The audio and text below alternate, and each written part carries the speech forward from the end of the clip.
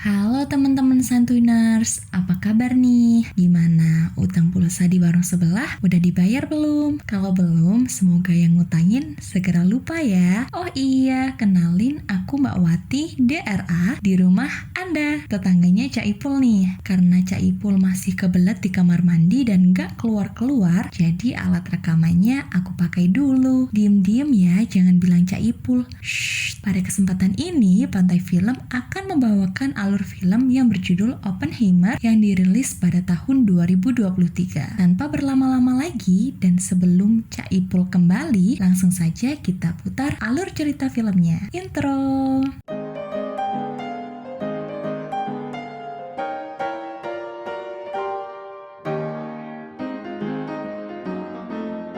Kisah akan dibuka dengan tokoh utama kita bernama Dr. Oppenheimer yang diperankan paman saya, Thomas Lebau. Saat itu beliau sedang dihadapkan pada persidangan Kementerian Pertahanan Amerika akan temuannya di masa lalu, yaitu bom nuklir.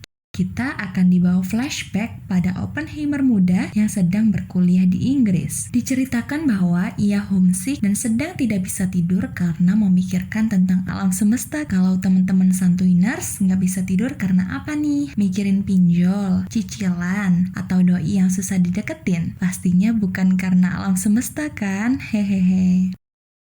Oppenheimer ini selalu memikirkan berbagai hal dan selalu mempertanyakan kenapa sebuah hal bisa tercipta dan segala sesuatu bisa terjadi. Ia meyakini bahwa semua hal di alam semesta ini mempunyai sebuah alasan untuk ada dan tiada. Udah kayak lagunya Utopia nih, antara ada dan tiada. Bagus banget kan suara Mbak Wati? Mbak Wati dulu bercita-cita jadi penyanyi loh, tapi belum kesampaian. Doain ya teman-teman Santuiners biar Mbak Wati segera jadi penyanyi. Aduh, Mbak Wati ini ngalor ngidul mulu. Ya udah, kita lanjutin ya.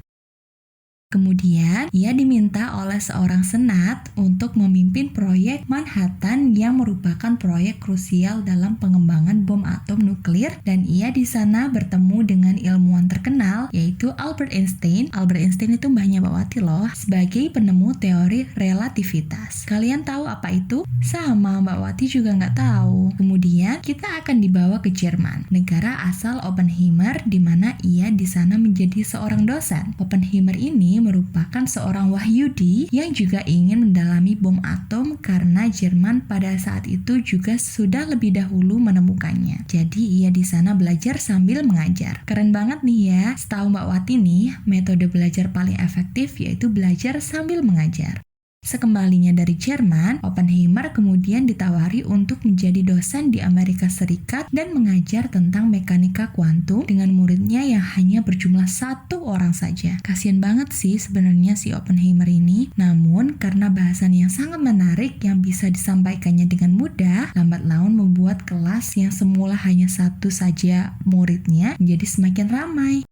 Oppenheimer sering dituduh sebagai penganut sayap kiri atau aliran yang dilarang di Indonesia, yang berawalan K dan berakhiran S, kemudian lambangnya palu dan sabit. Paham kan apa itu? Karena pemikiran-pemikirannya yang di luar nurul pada zamannya. Dan Oppenheimer juga berasal dari Jerman yang punya masa lalu yang kelam. Malam harinya, Oppenheimer datang ke sebuah pertemuan bersama beberapa orang dan membahas tentang fisika. Namun, seorang di sana selalu mengaitkan Oppenheimer dengan paham kiri. Kemudian kita akan diperkenalkan dengan seorang wanita cantik bernama Jane yang ikut nimbrung. Dan tidak butuh waktu yang lama karena Oppenheimer ini karismatik dan sangat cerdas, Jane pun terpengaruh oleh tipu dayanya dan kemudian bercocok tanam ubi dengannya. Gercep banget nih ya Bang Oppenheimer. Astagfirullah, istighfar Bang. Kemudian pada pagi harinya kita akan diajak Oppenheimer untuk survei lokasi yang cocok digunakan untuk proyek nuklir tersebut agar jauh dari penduduk sipil. Saat berjalan-jalan dengan Jane, Bang Oppenheimer ini dikagetkan oleh berita yang menyiarkan bahwa Jerman berhasil menemukan reaksi berantai atom yang dapat digunakan untuk membuat senjata atau bom atom yang disebut dengan chain reaction, dan langsung menganalisanya bersama teman-temannya. Paham gak kalian? Sungguh beda kali lah orang-orang pintar nih. Sehabis bertengkar dengan Jane, Oppenheimer pun diundang untuk berperan di organisasi pendukung buruh yang ada di kampus. Oh, ini yang menjadikan ia dituduh sebagai antek-antek sayap kiri. Make sense sih, masuk akal sih. Setelah mencoba dan berhasil membuat chain reaction seperti punya Jerman dan akan diterbitkan di jurnal, Oppenheimer pun dikagetkan oleh surat kabar yang menceritakan bahwa negara asal Pak Kumis Caplang menginvasi Polandia. Kemudian kita akan diajak flashback di mana Oppenheimer mempunyai istri bernama Kitty yang merupakan anggota partai sayap kiri dan juga seorang ilmuwan biologis. Ini Kitty beda dengan Hello Kitty ya.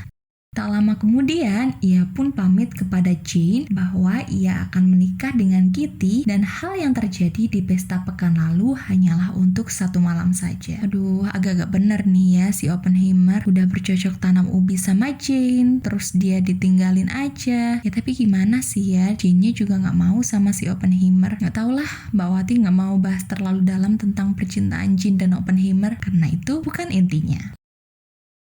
Lanjut ya, karena Oppenheimer pro dengan kaum kelas bawah, ia selalu dituduh bergabung dengan sayap kiri dan mulai menjadikan para pengajar di kampusnya tidak menyukai Oppenheimer. Selain itu, penelitian FBI menunjukkan bahwa sebagian besar keluarga Oppenheimer merupakan anggota partai sayap kiri yang sangat dilarang di Amerika Serikat.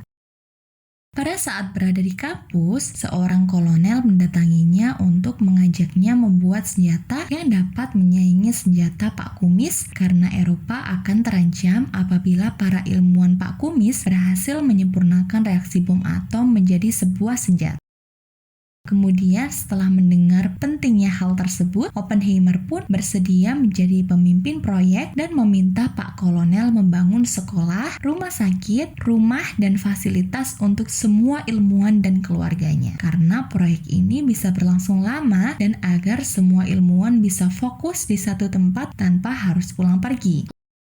Oppenheimer pun kemudian memilih sendiri semua anggota timnya karena ia tidak ingin sembarangan melibatkan orang ke proyek strategis nasional negara Amerika Serikat tersebut. Salah satu ilmuwan pun memperingatkan Oppenheimer apabila bom itu diledakkan, takutnya reaksi berantai atom akan terus berlanjut dan berakibat membuat dunia hancur dan negara hanya akan memanggil mereka ketika mereka perlu saja. Saat sedang berdiskusi dengan timnya pun menemukan bahwa hasil ledakan yang terjadi akan menjadi bom atom yang akan meledak secara kontinu dan eksponensial yang tidak berkesudahan. Mbak Wati itu ngomong apa sih? Ribet banget ya bahasanya. Oke, lanjut. Oppenheimer pun berkonsultasi kepada mbahnya Mbak Wati, yaitu Albert Einstein yang sedang santuy dan healing di hutan. Nom-nomannya kebakalan mikir iki. Mbah Kakung pun kemudian menjelaskan bahwa bom atom tersebut bisa meledak dengan sangat dahsyat, membakar atmosfer dan menjadikan dunia kiamat. Serem banget ya. Namun, demi mencegah Pak Kumis, Mbah Kakung pun meminta Oppenheimer untuk mempertimbangkan melakukan percobaan secara nyata, bukan hanya teori saja. Kembali ke persidangan, Oppenheimer pun menjelaskan bahwa walaupun akrab dengan orang-orang sayap kiri, namun ia berkata bahwa tidak pernah membahas pekerjaannya bersama mereka. Oppenheimer menceritakan tentang meledaknya kapal di Halford pada tahun 1917 yang merupakan ledakan terbesar rantai atom yang pernah terjadi dalam sejarah manusia dengan ukuran yang lebih besar dari beberapa ton TNT. Kemudian kita akan dibawa kepada seorang ilmuwan bernama Edward yang mengusulkan bahwa tambahan untuk menambah kekuatan ledakan berskala megaton itu adalah dengan mencampur uranium, plutonium, dan hidrogen yang kelak disebut dengan bom termonuklir. Namun saat itu ide tersebut belum disetujui karena ditakutkan akan lebih membahayakan umat manusia dan menjadi ledakan paling mengerikan yang dialami manusia. Diam-diam saat mereka mendiskusikan tentang cara membuat bom atom meledak, ternyata Oppenheimer kecolongan oleh seorang anggotanya yang kita sebut saja si kacamata yang merupakan agen rahasia dari negara Bapak Stalinium. Tak lama, agen CIA memberikan laporan bahwa Moskow juga sedang mengembangkan senjata serupa, sehingga kini mereka pun harus semakin bergegas untuk menyelesaikan proyek mereka. Karena tidak tenang selalu dituduh loyalis paham sayap kiri, Oppenheimer pun meminta jamuan penghargaan kepada Pak Kolonel yang sekarang sudah menjadi jenderal. Di meja bersama para petinggi negara, Oppenheimer dianggap mengetahui mata-mata dari Moskow dan Oppenheimer pun diperingatkan untuk tidak lagi mendukung para aktivis kampus yang pro pekerja buruh karena izin keamanannya sudah keluar. Pada sebuah malam, Oppenheimer menemui Jane karena Jane bingung masih mencintainya. Namun ia menegaskan bahwa ia tidak pernah membahas masalah proyek atomnya dengan Jane karena Jane adalah simpatisan sayap kiri. Diterangkan pada saat itu, di Perang Dunia Kedua, bahwa Moskow dan USA adalah sekutu yang memerangi Pak Kumis, namun Paman Sam tentunya tidak mau kedatangan penyusup yang memungkinkan Moskow untuk membuat tiruan senjata nuklir dari Amerika dan atau mengembangkannya sampai hal yang lebih mengancam keselamatan manusia. Pada saat pesta di malam Natal, sekelompok ilmuwan pun mendatanginya dan menanyakan seberapa kuat potensi ledakan yang akan dihasilkan. Apakah bisa mengakhiri perang? Semua perang yang ada. Karena ini adalah senjata baru yang susah untuk dipahami oleh rakyat Amerika biasa dan juga para politisi di USA.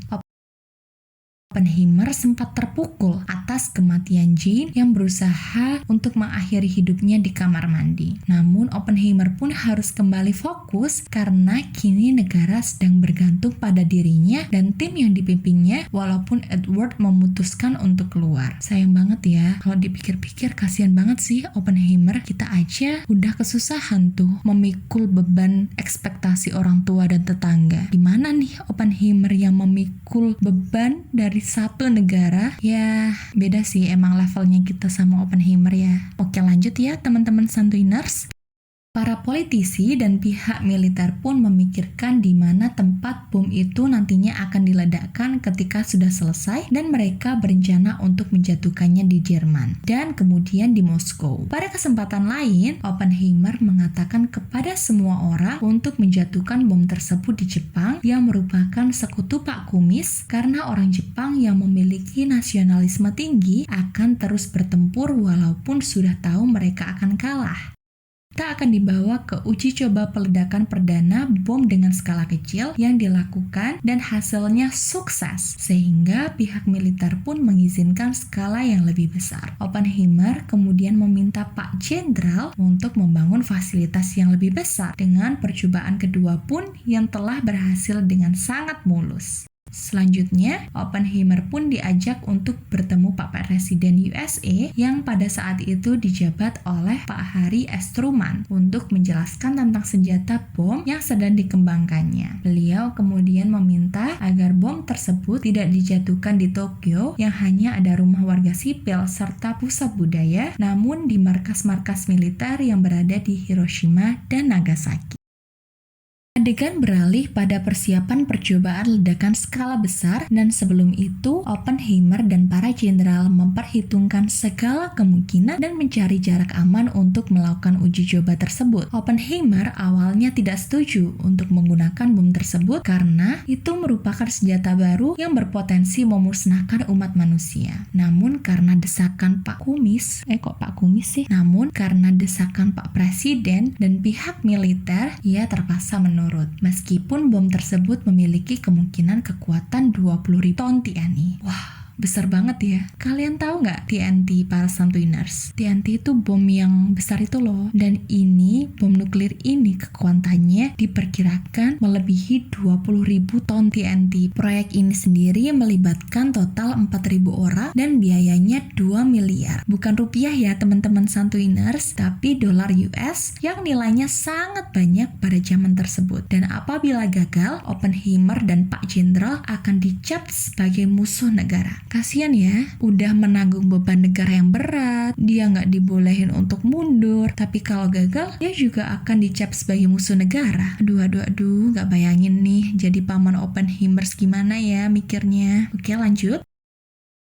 Saat hari pengujian, semua orang diberi kacamata khusus agar mereka tidak mengalami kebutaan dari efek melihat ledakan bom atom tersebut. Dan hari itu akan menjadi pembuktian hasil kerja keras Oppenheimer selama 3 tahun yang memakai duit rakyat. Dan Duar and Max. Semua mata terperangah, semua mulut membisu, semua badan tertegun kaku melihat awan jamur dari ledakan maha dahsyat yang belum pernah dilihat oleh umat manusia manapun sebelumnya. Bom atom pertama di dunia berhasil meledak.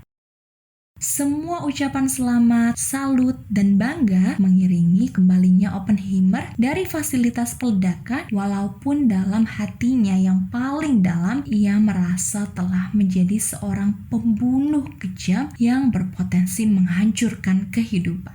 Esok harinya, 2 bom yang masih tersisa dan seluruh fasilitas riset pun diambil alih oleh pihak militer. Dan bom tersebut dinamai Fat Man dan Little Boy. Yang satu Fat Man, laki-laki yang gendut, dan yang satu Little Boy. Terserah yang namain deh, tapi sebenarnya agak kocak juga ya. Yang kemudian hari akan dijatuhkan di Hiroshima dan Nagasaki. Oppenheimer pun sempat berbincang dengan Edward. Apakah bom yang dijatuhkan satu kali itu benar-benar mengakhiri perang dan tidak menimbulkan perang nuklir dan energi di masa depan? Kemudian, esok harinya di radio, Presiden Truman mengumumkan bahwa bom telah berhasil diledakkan di Hiroshima dan Nagasaki yang membuat pihak Jepang menyerah tanpa syarat kepada sekutu. Dan seluruh orang di Amerika Serikat mengaluh-alukan nama Oppenheimer sebagai seorang pahlawan perang walau jauh di dalam sanubarinya yang merasa bimbang antara harus senang atau sedih atas tragedi ini. Ya gimana sih ya, namanya dia juga berhasil, tapi dia juga membunuh banyak orang yang tak bersalah pada saat yang sama. Pasti kalau Mbak Wati jadi Oppenheimer juga akan bimbang. Sekilas, Oppenheimer membayangkan penderitaan rakyat Jepang atas apa yang menimpanya dari karya yang ia ciptakan di dalam hiruk ramainya sukacita semua rakyat Amerika.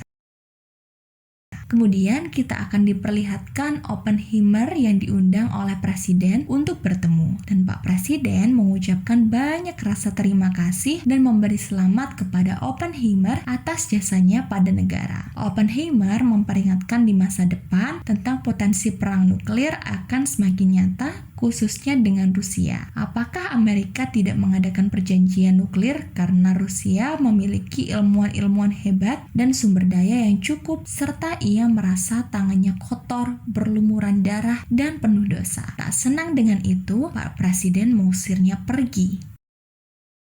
Pada sebuah pesta, seorang ilmuwan lalu menyampaikan bahwa si kacamata di tempo hari yang ikut pada proyek yang dipimpin Oppenheimer adalah benar seorang mata-mata Moskow berdasarkan hasil penyelidikan agen FBI. Oppenheimer yang sekarang sudah dikenal sebagai bapak bom nuklir merasa sangat bersalah dan selalu membayangkan kemungkinan yang lebih buruk yang bisa terjadi apabila di kemudian hari mereka akan berperang nuklir dengan Rusia.